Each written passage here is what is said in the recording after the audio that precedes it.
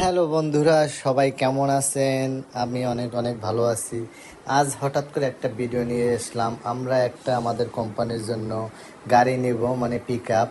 যে পিক আপে 5 ton 6 ton মাল ধরে, এরকম একটা পিক আপ নেব।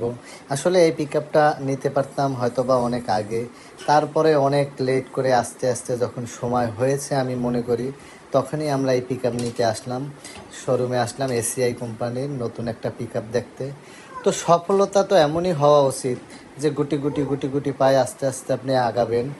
তো তেমনি আমরা দুই ভাই গুটি গুটি পায়ে আস্তে আস্তে এগিয়েছি। আর কে বলেছে আসলে আপন মানুষ দিয়ে ব্যবসা করা যায় না?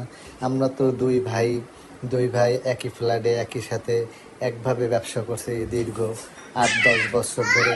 আলহামদুলিল্লাহ আমরা সফলতার সাথে অনেক ভালো আছি, বা আল্লাহর কাছে লাখ লাখ শুকরিয়া যে আমরা এখনও অনেক ভালোভাবে ব্যবসা করছি। সবাই দোয়াও করবেন যেন আমরা এভাবেই আস্তে আস্তে আগাতে পারি, কারণ আমাদের ব্যবসাটা আমরা খুব মূল্যায়ন করি, খুব চেষ্টা করি। তবে একটা জিনিস, লাভ লস সবসময় থাকবে, তো সেটা নিয়ে ঘাবড়ানো যাবে না। চেষ্টা চালিয়ে যেতে হবে, চেষ্টা করতে হবে। একদিন না একদিন সফলতা অবশ্যই পাবেন। আর ব্যবসা ঠিকমতো কন্টিনিউ করতে হবে। যেহেতু আমি ব্যবসা করি, সেহেতু আমরা সবসময় ব্যবসার কথাই বলবো। মূলত আমি ব্যবসার কথাই সবসময় পছন্দ করি, ব্যবসার কথাই বলি।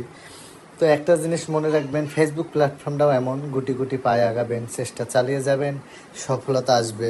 সবাই আমাদের জন্য দোয়া করবেন। আল্লাহ হাফেজ।